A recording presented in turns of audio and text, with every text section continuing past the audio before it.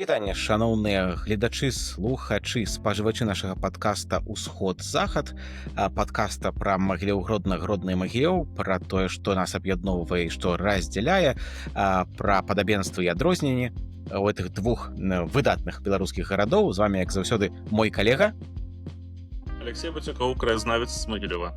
Ну і я, Алексей Шота, краязнаўца з Гродна, таксама вельмі прыемна. Апошняя тэма, пятая ў нашым першым эксперыментальным сезоне, які мы вырашылі правесці сёлета. Гэта тэма, мы так сфармулявалі, параўнальны рэйтынг каштоўнасцяў. Мы паспрабуем скласці спіс артэфактаў, спіс месцаў, можа нават з'яваў, спіс, можа, нейкіх кавалачкаў, якія засталіся, па якіх можам стварыць такі своеасаблівы план віртуальнага ці нават цалкам рэальнага шпацыру па нашых гарадах. Хто ведае, можа быць, мы знойдзем тут нейкія кропкі перасячэння, а можа хтосьці паслухае і рэальна па такім шляху пройдзе, да? Так што атрымаецца нешта паміж лапідарыем і не ведаю, і спісам так ЮНЕСКО. Віртуальная экскурсія. Так, хто пачынае? Я хацеў бы прапанаваць Кінуць манетку? Такую каштоўнасць, як від на горад. Лепшы від на горад. Вось дзе у гародні, па-твойму, такое месца, дзе ты разумееш і бачыш проста ва ўсёй яго прыгажосці. Тут няма ніякіх варыянтаў, акрамя аднаго. Гэты від даўно знойдзены.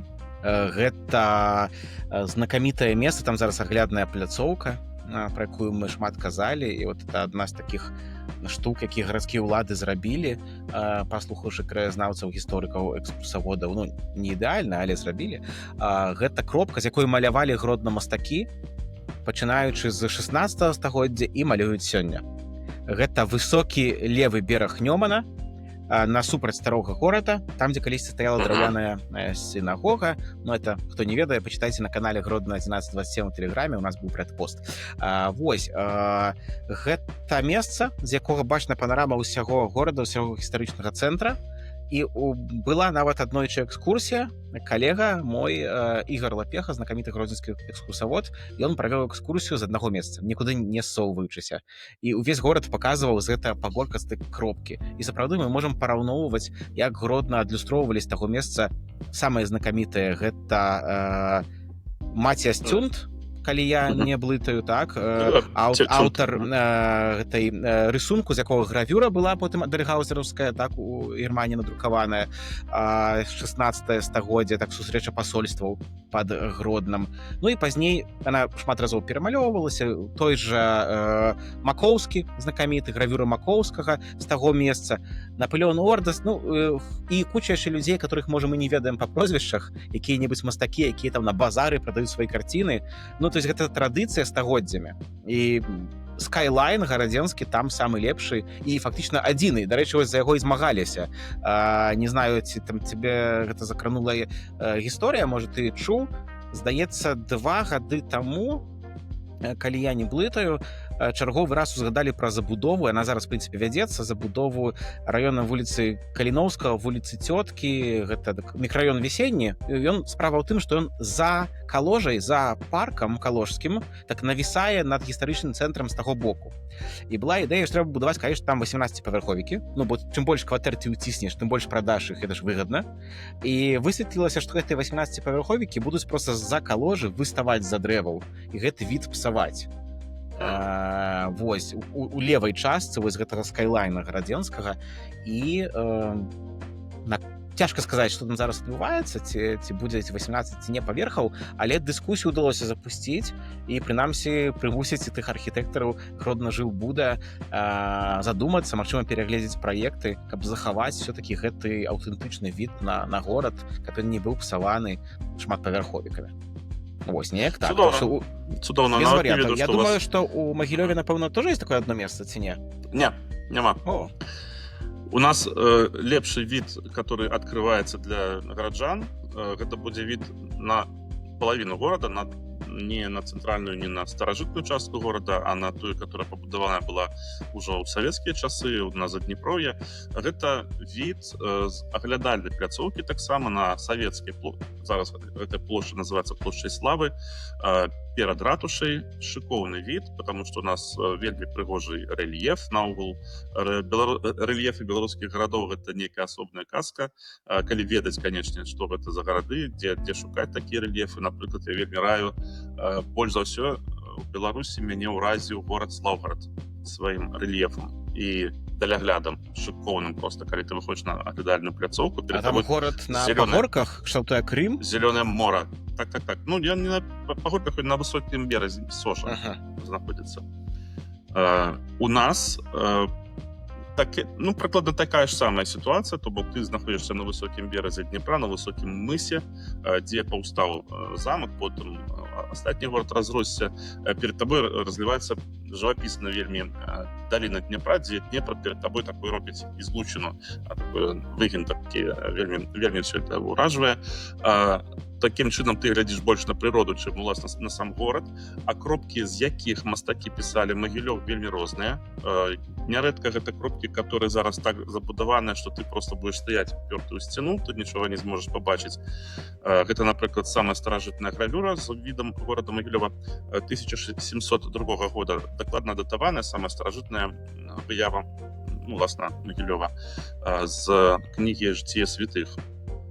1702 года. Потым ёсць цудоўная фрэска, якая захавалася ў касцёле святого Станіслава. Яна была напісаная, яна на касцёльнай сцяне, но мастак, который працаваў над эскізам, ён знаходзіўся на іншы бок рэкі Дубравенкі, і перед яго тварам, перед ім, як на далоні, ляжалі ўсе асноўныя храмы горада Магілёва на той момант. Зараз адтуль, від будзе такі больш, такі самы шараговы. Ёсць яшчэ адна легендарная гравюра з выявай Магілёва, яе вовсю зараз у нас перадрукоўваюць, выкарыстоўваюць, эксплуатуюць візуале, суправаджаючы нейкую тэму старажытнага горада. У нас нават вось гэтую гравюру выкарыстоўваюць. У нас нават адкрылі недавно пераход на вуліцы Пушкінскай, цалкам прысвечаны Пушкіну, і Пушкін ходзіць па вуліцах, і гэтая гравюра таксама там эксплуатуецца, таксама она там стварае фон для яго падарожжа па Магілёву. Хаця гравюра абсалютна не магілёўская, як ужо даследчыкі, вывучаючы гэтую гравюру шмат часу, прыйшлі да высновы, што там няма Магілёва нідзе, ні аднаго кропі. Толькі подпіс Магілёў, праспект Дарштат Магілёў. Гэтая гравюра, дарэчы, вельмі падобная на адну гарадзенскую гравюру. Што яна стылістычна блізкая вельмі на гарадзенскую, і некаторыя даследчыкі таксама так заўважалі, што калі прыбраць гэты горад, які намаляваны на гэтай гравюры, і паставіць Гродна, то па рэльефе, па ўсім больш Гродна падыходзіць на гэтае месца, да гэтай гравюры. Што-то смешалася, напэўна, у аўтара. Відавочна, што смешалася ў яго назва горада з нейкім іншым горадам, потому што там мінарэты можна пабачыць.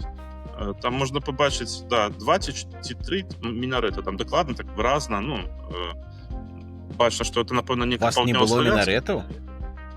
Не, пакуль яшчэ няма. Яшчэ не было.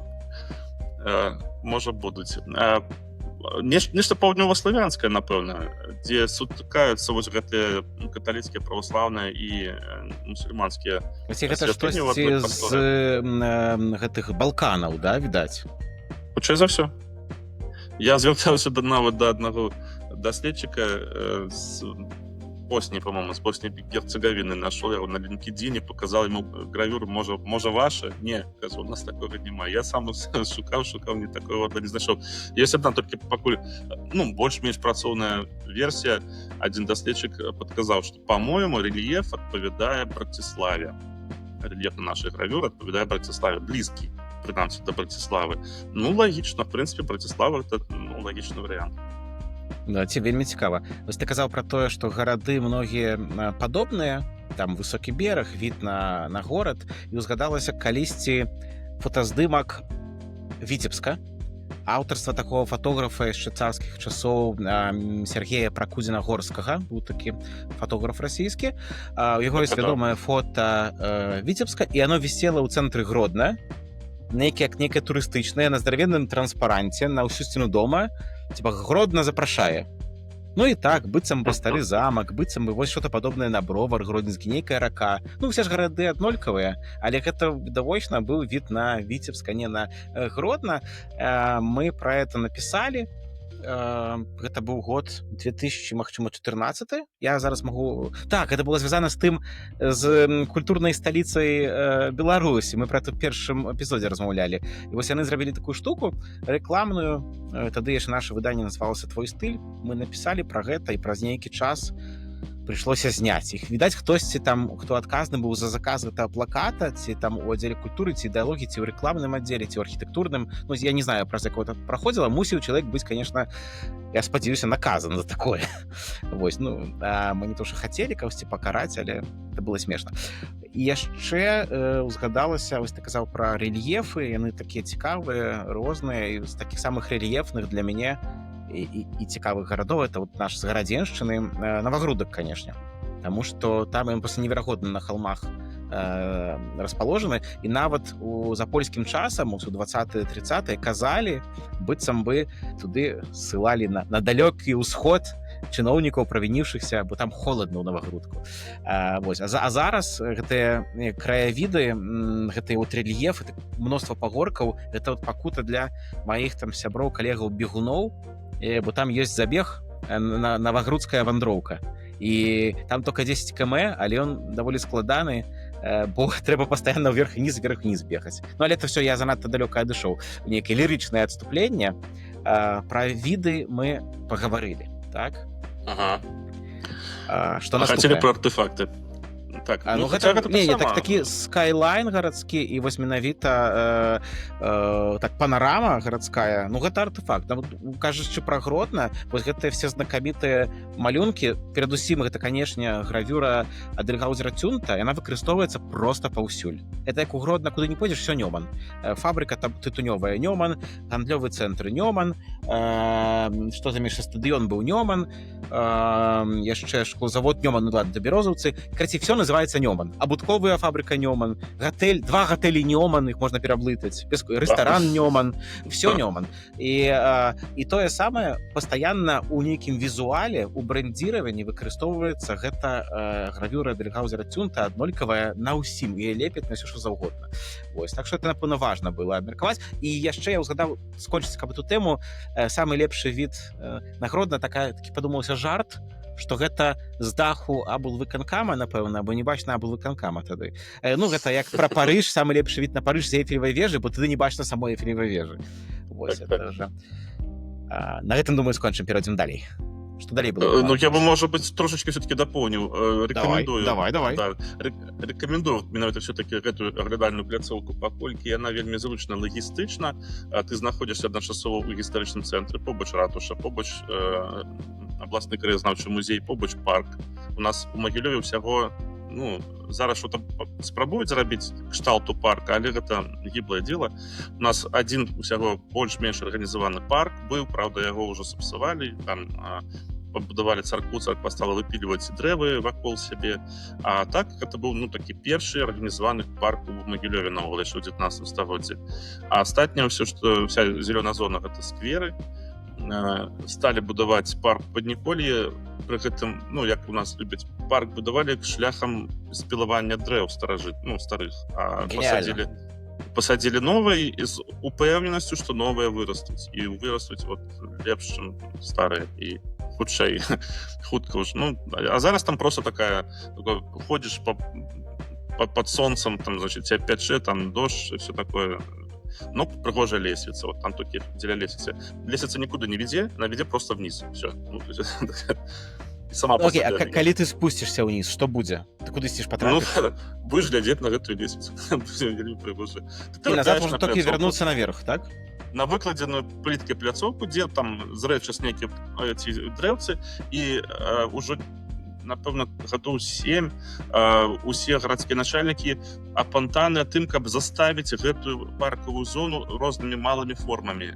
То скульптуры, то нейкія трэнажоры, прычым все яны розныя. Штосьці там сапраўднае мастацтва, штосьці каменная разьба там ад скульптара, а штосьці камунальшчыкі значит, сварілі з труб, там і назвалі это лаўка кахання, там ці яшчэ што-небудзь. І вот такого вот, ну, на кожным кроку і такая каша, ну, як па мне, я, можа быць, дуже скептычна да гэтага ставлюсь, але, па-мойму, ну, пока просто каша. Вот, такая каша часта здараецца і таксама ў іншых гарадах. Мне задалася вось у Гродні таксама неяк у 2000-х, у сярэдзіне 2000-х азелянялі шляхам вырубкі, высячэння дрэваў і паркі абнаўлялі. І таксама з'яўляліся розныя дзіўныя скульптуры, ці можна гэта назваць скульптурай, з'яўляліся, напрыклад, недзе перад пандэміяй, можа, у 18-м годзе, з'явіўся ў парку раяль. Нехта, як я разумею гісторыю, выкінуў раяль, што тут непатрэбны, і камунальшчыкі яго перарабілі у раяль, які сам грае песні Стаса Михайлова, а каля яго паставілі лавачку такую, як на могілках. Ну, то есть купленую ў краме типа Ома або іншай будаўнічай краме, стандартныя лавачкі на могілкі, які людзі купляюць.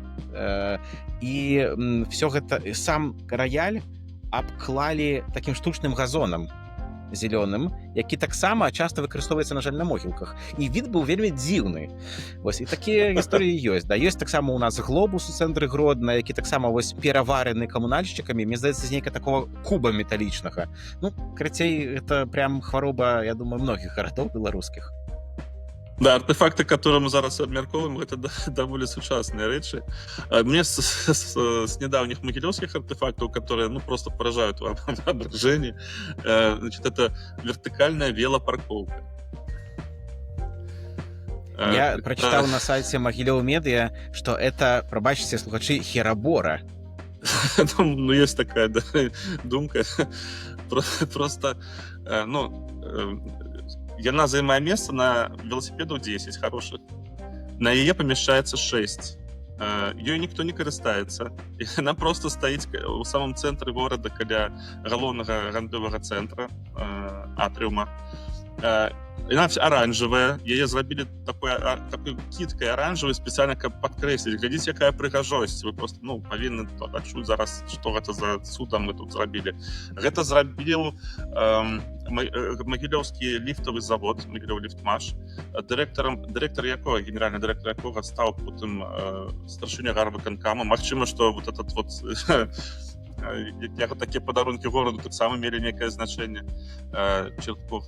И вот что самое, люди, которые подыходят до этой парковки, на роверах подъезжают, они паркуются под ёй, они паркуются там, когда до лавочек пристегиваются, там на парковку какую-нибудь шукают место, ну, на звычайную велопарковку. Она стоит пустая, вот круглый год просто. Але при этом усюды гучыць, як толькі якая нагода, уникальная велопарковка в городе Могилев. Ну, увы, вот так. Я думаю, можна яе фотаздымак, от як яна выкарыстоўваецца ці не выкарыстоўваецца, хутчэй размясціць дзе-небудзь на форуме кшталту Рэддзіта у спісе 10 самых бессэнсоўных рэчаў свету. І тады Магілёў можа праславіцца, думаю, прям на увесь інтэрнэт. Там і амерыканцы будуць рэпосціць, таму што гэта цікава. Вось, але давай, можа быць, вернемся да тэмы такой больш какой-то культурнай, звязанай за спадчынай, з тым, што хочацца паказаць, все-таки чым хочацца пахваліцца, так, бо все-таки рэйтынг каштоўнасцяў у нас, а не антыкаштоўнасцяў, так. І калі мы нават думалі пра нейкі топ, ну, была, я думаю, калі мы абмяркоўвалі перад запісам, ці атрымаецца прям спіс з месцамі, то калі бы так спрабаваць зрабіць, я думаю, многія гродзенцы, а дакладна я, у нас на першае месца паставілі б наш гарадзенскі гарадскі гадзіннік на фарным касцёле, які такі класны сімвал і мы яго там трошки выкарыстоўваем у розных дызайнах. Луч калісьці рабіў гадзіннік лімітаваны з копій гэтага знешняга выгляду гадзінніка нашага гарадзенскага. Ну і мы пра яго калісьці ўжо хіба ў першым эпізодзе гаварылі, так што там цяжка яго датаваць дакладна, але датуюць на 16 стагоддзя самыя старыя дэталі. Ну і што мне здаецца важным, тое, што все-таки быў ратушным гадзіннікам, як лічыцца ў традыцыі, што вось ратушу знішчылі, першую гарадзенскую, якая там прыкладна ў часы Баторыя з'явілася, больш-менш это другая палова 16 стагоддзя, а гадзіннік захаваўся. І дальше, калі ўжо казаць пра яго, бо мы ж як пабачыць гадзіннік на вежы фарнага касцёла Гродзенскага? Стаць на плошчу былую рынкавую. І вось разам з тым гадзіннікам, конечно, было б няблага калі-небудзь аднавіць ратушу, не таму, што яна нейкую неверагодную вартасць мела, ну, архітэктурную, ці нейкая была звышпрыгожая, ну, звычайная, там, будынак з калонамі, не класіцызм, там, 18 стагоддзя, нічого цікавага. Але яна з'яўляецца нейкім такім важным сімвалам, да, таму вось можна стаць на месца, дзе калісьці была ратуша, дзе яе няма, і паглядзець на то, што ад яе засталося, на гадзіннік на вежы касцёла. І прынамсі, калі я там турыстаў вадзіў па горадзе, гэта было такі, ну, важная кропка, нельга было прайсці, каб я на этот гадзіннік не паказаў. Вось, і у мяне это быў бы такі прям топ-1, бо гэта сапраўды как бы і месца пэўнае фізічнае, і фрагмент чагосьці цэлага, і прям артефакт. Я думаю, я прям трапіў куды трэба. А што у Магілёве магло быць на першым месцы? Ну, у Могилеве на першем месте, ну, не знаю, я нават хотел без топ-1, 2, 3, а просто топ некалькі рэчаў, потому что тут мне вельмі важно, напрыклад, что захоўваецца один артефакт, про который мало хто ведае у самім Могилеве. Конечно, знаўцы і краязнаўцы і аматары гісторыі, яны больш-менш ведаюць, людзі, которые просто читаюць навіны, яны больш-менш ведаюць про гэты артефакт, але дзіўным з'яўляецца яго знаходжанне, ну, то, што яго выявілі. Один раз хтосьці звярнуў увагу, что что-то такое непонятно, давайте-ка разбираться, і аказалася, что гэта артефакт, который можа быць самым старажытным у Могилёве з усіх прадметаў, якія, ну, з усіх аб'ектаў, што ёсць у гарадскім асяроддзі. Гэта надмагільная пліта з гербам рода Валовічаў. Прычым яна паўтарае, ну, герб на гэтай пліце паўтарае асабісты герб Астафея Валовіча, але не з'яўляецца надмагільнай плітой яму, потому што сам ён пахаваны на Гарадзеншчыне. Быў там, не памятаю, гэта маленькае мястэчка, дзе ён быў пахаваны. Адпаведна, гэта каля 1570, по-моему, ну, 70-х гадоў. Калі пліта можа адносіцца да гэтага часу. Калі яна сапраўды надмагільная, мае нейкае дачыненне да яго асоб. Можа быць, яна не надмагільная, якая-небудзь мемарыяльная. Такія думкі яшчэ таксама навучалі. Яна знаходзіцца на могілках, которые толькі яе і маюць якасць такого сапраўднага старажытнага, ну, пахавання. Астатнія, наступныя, дакладней, наступнае пахаванне тут ўжо адносіцца да 19 стагоддзя. На гэтых могілках астатнія пахаванні вакол, і нават яны абкружаюць вось гэтую пліту Валовіча, яны там 19 стагоддзя, а там была цэркаўка невялічка. Як там апынулася гэтая пліта, ніхто не ведае, ніякіх не засталося звестак. Па пліце, па гербе, калі яго прачыталі, то аказалася, што ён падзелены на 4 часткі, і вось як неабходна у герба кожнага рыцара, які себе паважае, пазначаецца на адной зоне, значыць, гербы яго па бацьку, яго дзеда, яго бабулі па бацьку, і на другой баку па маці. Гэта Валовіч, но гэта не можа быць ён, гэта хтосьці з яго роду, хтосьці, хто паўтарае спалучэнне такіх же самых гербавых знакаў, альбо, магчыма, мы ведаем, што сам Астафій Валовіч у 1520-х годах ён быў старастам магілёўскім, можа быць, якой-небудзь все-таки па сабе памяць пакінуў, і гэту пліту эксплуатуюць, ну, не эксплуатуюць, а выкарысталі потым ось у гэтым месцы, але, можа, яна мае дачыненне да яго асобы. гэта таксама дапускаць можна.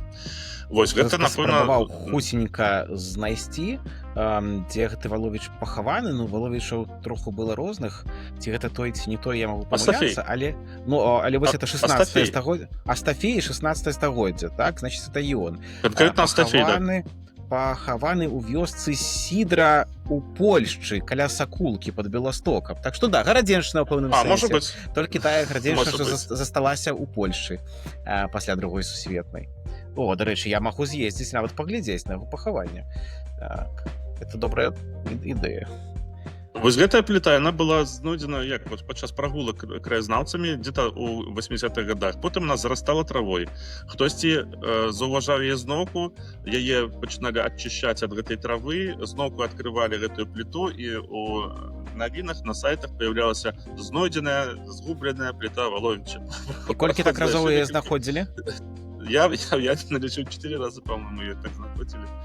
Яна патрэскалася з-за того, што корні дрэў трошкі прыпаднялі, яна на 3 часткі раздзялілася, але яна ў добрым стане да гэтага часу. Камень, пясчанік. Гучалі думкі, што яе трэба музеіфіцыраваць. Ну, калі у мяне была такая магчымасць, я выступаў тады супраць таго, каб яе забіраць з яе роднага месца. Я выступаў за тое, каб яе наадварот на тым месцы упарадкаваць. І яна упарадкоўвалася, і камунальныя службы сачылі за ёй. Слухай, толькі падобнага з Гродным, бо мне эта гісторыя адразу нагадала гісторыю з гербавым картушом у Гродні. Ёсць таксама такі артефакт, гербавы картуш часоў саксонцаў, Аўгуста III Саса, які вісеў калісьці на франтоне новага замка гродзенскага, палаца. Вось. І калі ўжо ў сярэдзіне 19 стагоддзя, то есть уже даволі доўга не існавала Рэч Паспалітай, новы замак у Гродні перабудоўвалі пад патрэбы шпіталя вайсковага царскага, тады ўжо вырашылі, как бы, скажем, састарэлы дызайн змяніць, да, і пора ўжо прыбраць вось гэты герб з пагоняй, з арлом польскім каронным, ну і ў цэнтры з гербам саскай дынастыі. Яго знялі, і вось таксама з пясчаніка, такі класны фрагмент знешняга дэкору, ён захоўваўся дзесяцігоддзямі у бераставіцы мураванай, у сям'і Солтанаў. Такая вельмі патрыятычная была сям'я. І як Польша аднавіла незалежнасць, яны вярнулі ў Гродна гэты артефакт. Вось, і ён захоўваўся, але неяк так цягам дзесяцігоддзя ўсё ў нас змянялася, да, там войны розныя, там СССР. У выніку у 2000-х годах так сталася, што замкавая гара, стары замак, там руіны замка Вітаўта, нейкія кусты, мы там любілі сесці піва папіць, ну, то есть такое месца не то што стрёмнае, але оно не агароджанае, туды можна было залезці ў любы момант. І вось там у кустах каля руін замка Вітаўта ляжала гэта пліта песчанікавая, гербавы гэты картуш. І зарастаў таксама мхом, зарастаў нейкімі грыбамі, і шпацыраваў там адзін з консулаў польскіх, там ўжо, на жаль, не в этом свеце, не з намі. Тады ён быў консулам да справаў культуры, і ён проста паглядзеў, картуш гербавы, так, там, гледзячы па гербе, 18 стагоддзя, саская дынастыя. А чё он ляжыць в кустах? А чё он зарос весь травой?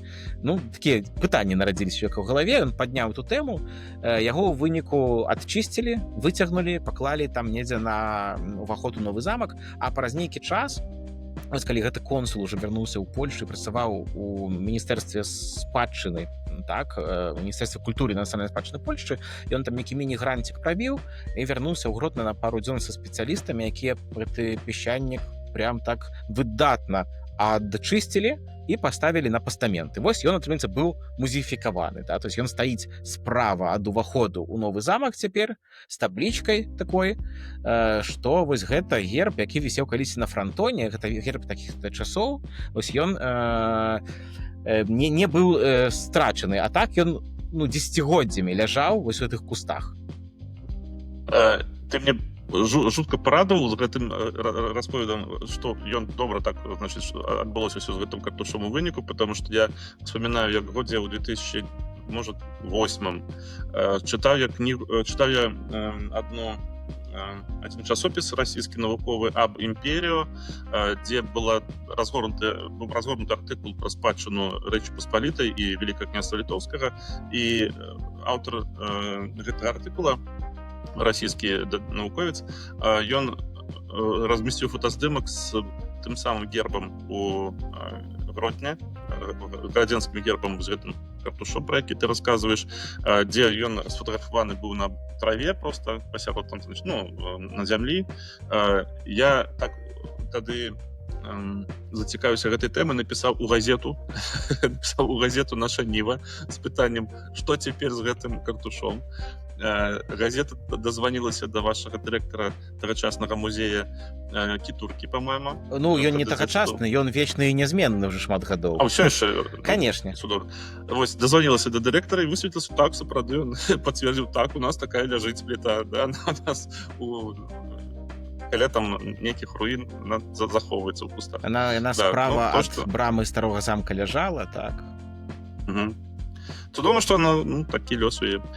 Але ў пэўным сэнсе так скажу, што яе захоўванне вось у гэтай траве, зарослай мхом, мела таксама сваю асаблівасць.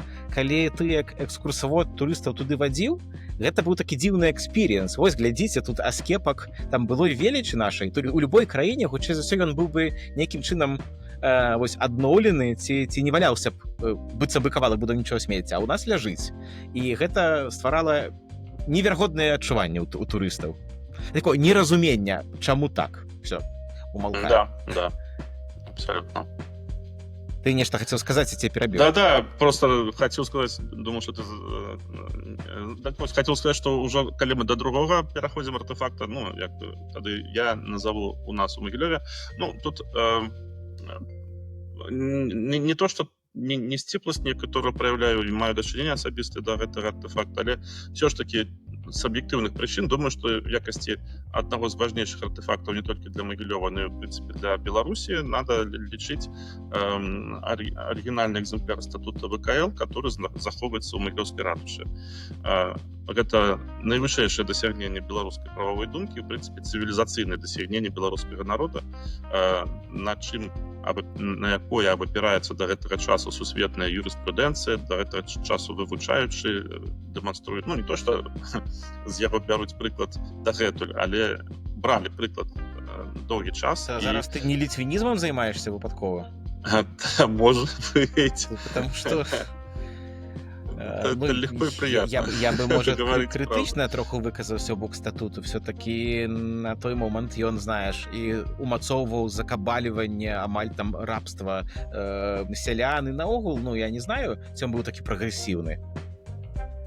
Ён быў прагрэсіўны за кошт таго, што ён сабраў упершыню ўсе віды заканадаўства пад адной вокладкай, то бок як сучасны кодекс чытаў тут, так? Так, ён все так кодифицировал в одном месте, это было зручно, то бок такая ідэя, она потым спадабалась астатнім, появілася па сутнасці такая канцэпцыя, як канстытуцыя, як асноўны закон, і таксама статут ён упершыню, в прынцыпе, сфармуляваў неабходнасць падзелу ўсіх гэтых галінаў улады.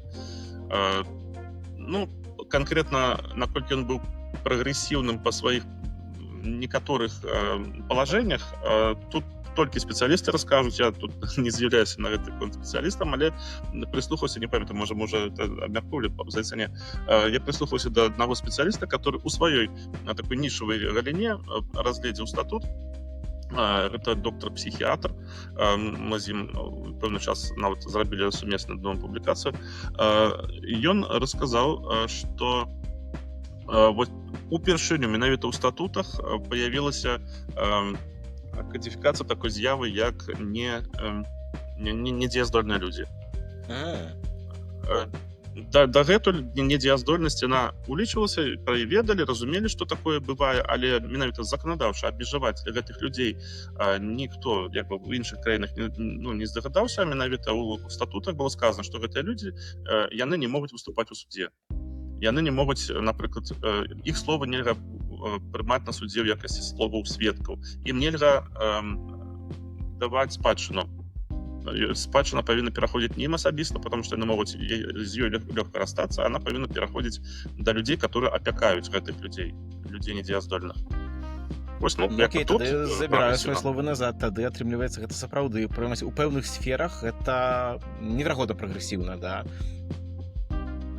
Так. Атрымліваецца, гэта адзіная копія статута ў Беларусі? То есть у чым яго унікальнасць? Он прям адзін-адзін? У Беларусі гэта адзіны арыгінальны экземпляр статуту ВКЛ. Так. Ну, статут ВКЛ ён друкаваўся ў 1580-е гады, некалькі разоў, там 80-90-е гады, 3 разы ён друкаваўся на старай беларускай мове. Гэта лічыцца арыгінальныя экземпляры статута. Астатнія публікацыі статута яны былі ўжо перакладзенымі на польскую мову, там альбо на іншыя мовы, на рускую мову. Я ведаю, польскамоўных іх-то паболей, яны не такая ўжо рэдкасць. Польскамоўных вельмі шмат, ну не то, што вельмі, но іх шмат. Гэта не такая сапраўды рэдкасць, яны дагэтуль сустракаюцца. Вот на гэты момант можна 2 ці 3 прадаюцца ў Польшчы, вось актуальна, вот, просто в рэжыме тут і цяпер. А статутаў ВКЛ на старай беларускай мове іх усяго там атрымліваецца так, где-то самым вялікім з'яўляецца наклад, які захаваўся, 3-е выданне, там іх 63, здаецца, экземпляра засталося, першага і другога выданняў менш, там что-то каля 40 і каля 29, там 27 экземпляраў. То бок вось прыблізна 10 пад сотню іх усіх засталося. Вялікая колькасць краін, дзе іх там па некалькі дзесяткаў, там Расія, Польшча, Украіна, в Літве некалькі экземпляраў, в Германії, там у іншых краінах таксама. В Беларусі не было ніводнага до 2012 года. Ну, класна, што з'явіўся. І мне адразу згадалася зноў жа паралель з канкрэтна Гродным і ўжо сёння узгаданай мной гравюрай ад Гаузера Цюнта, якой таксама больш позніх версій даволі многа, а вось той самай каштоўнай, там першай, ну, вельмі мала. І у Гродні акурат няма у калекцыі гісторыка-археалагічнага музея. Яна не часта прадаецца, гэта гравюра, і, мне здаецца, была спроба дзесьці ў 2010-х, можа, то есть гадоў 15 таму, а можа і ў канцы 2000-х, але тады не хапіла грошай, бо продаж, здаецца, быў на аукцыёне ў Варшаве, і калі не блытаю, то ці фундацыя почты польскай, ці нехта такі абсалютна, ну, рандомны нейкі пакупнік, которого незразумела яго інтарэс, ну, хіба калекцыйны, конечно, і інвестыцыйны, можа, у пакупцы гэтай гравюры, а сышла яна за 30 евро, хіба што тады. Вось магу блытаць лічбы, это было давно. Дакладна, што ніхто не зблытае, што ў Гродзенскага замка не было на это грошай. То есть скаталіся на аукцыён і вярнуліся без нічога, бо не было шансаў. На жаль. Вот мне, ты знаешь, 3-й артефакт назваць ужо складана, прызнацца, потому что... Я пакуль назову, а ты будешь думаць. Наконт могілак, дарэчы, калі раптам зробім другі сезон падкаста ці неяк інакш падумаем, што рабіць, то тэма могілак, мне здаецца, класная. Я, напрыклад, вельмі люблю могілкавы турызм. Я куды не езджу, у свеце хожу на могілкі. Неважна, у Норвегіі, Францыі, ці па Беларусі, ці па Польшчы. І мне здаецца, прям ёсць пра што гаварыць. У кантэксце беларускіх гістарычных могілак тэма я пакуль как-то не вельмі папулярызаваная. Ну а што тычыцца 3-го, каб скончыць спіс, гэта вось у мяне будзе такі артефакт, месца пазл. Гэта фара Вітаўта. А чаму пазл? Таму што яе зараз няма, яе ўзарвалі у восенню, так, у лістападзе, калі не блытаю, месяц 1961 года, але захаваліся фрагменты, захаваліся кавалкі. Можна знайсці кавалкі сцен вось фары Вітаўта каля драўлянага лямуса Гродзенскага на тэрыторыі манастыря кляштара Брыгітак. Там зараз уже шмат гадоў вядзе рэканструкцыю, рэстаўрацыю каталіцкая наша дыяцэзія, і вось там ляжаць фрагменты, пра якія няма сумневаў, што гэта фрагменты фары Вітаўта, ну, выкапаныя там каля самой фары. Знаходзілі фрагменты і ўжо вось у 10-е гады, калі проста нейкія цепласеці перакладалі ці іншыя такія звычайныя працы рабіліся ў цэнтры горада.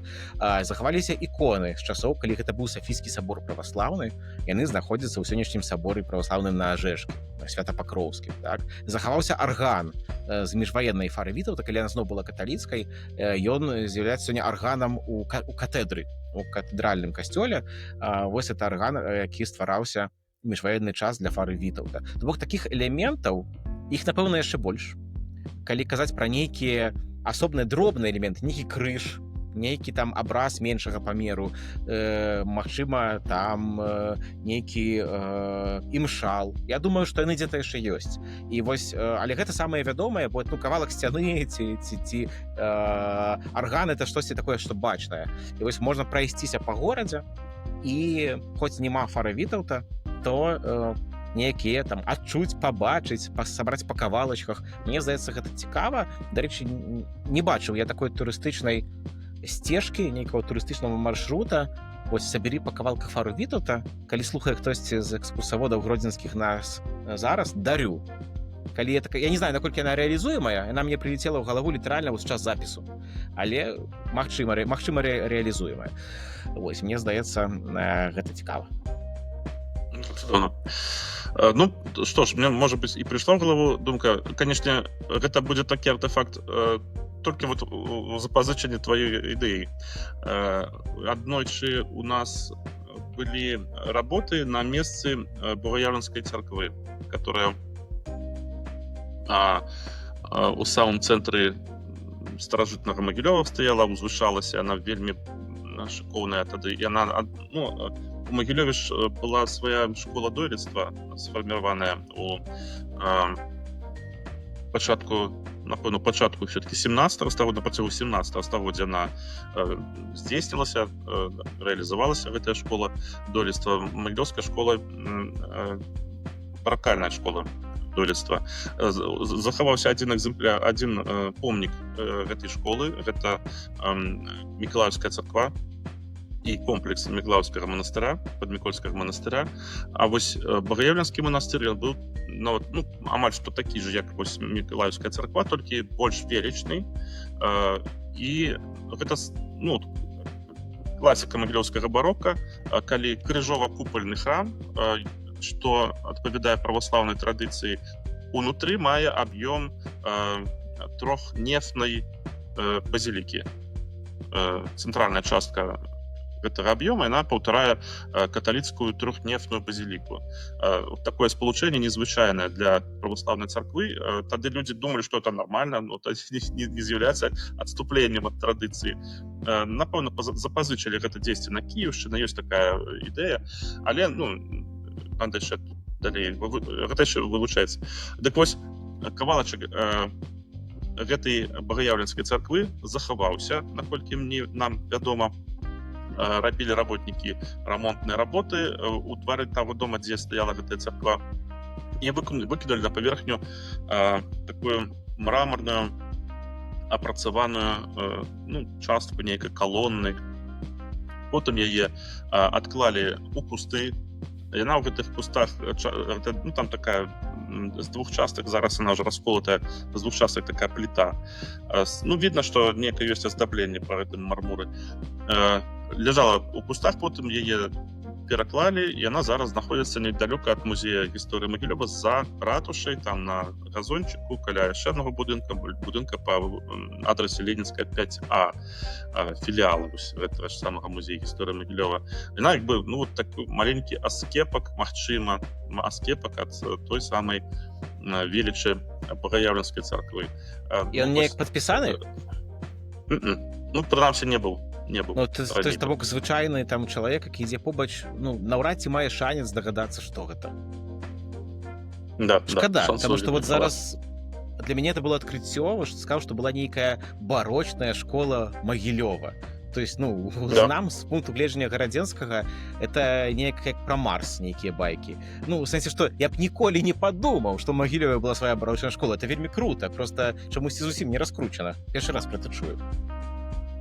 Так, гэта сапраўды абсалютна не раскручана і вельмі крута сапраўды, потому што у Магілёве быў такі перыяд, калі там сфарміравалася адразу некалькі мастацкіх школ. Гэта школа дойлідства, Магілёўская ратуша, Багаяльнская царква, потым Мікалаеўская царква, затым яшчэ Спасская царква у тым жа стылі фон Глаубіцам у 18 стагоддзі паўтарала як бы традыцыі вось гэтай паракальнай школы, і іншыя цэрквы яны сфарміравалі свой унікальны непаўторны стыль, і гэты стыль ён як бы эксплуатаваўся, напэўна, некалькімі пакаленнямі майстраў, которые адзін ад аднаго перадавалі там ад бацькоў да сына, перадавалі вось гэтыя сакрэты майстэрства і свой падыход, і все. І потым ужо прыходзіць расійская імперыя, прыходзіць класіцызм, і ўжо вось гэтая школа больш она далей не працягвае сваё існаванне, ўжо тут пачынаюць будаваць абсолютна іншыя рэчы. Глаубіца, это значыць была нейкая сувязь з віленскім барока, да, з гэтай школай? Но Глаубіц ён рабіў ужо як бы на ізлёце нашай гэтай баракальнай школы, а Магілёўская барока яно фарміравалася з 1620-х гадоў прыблізна.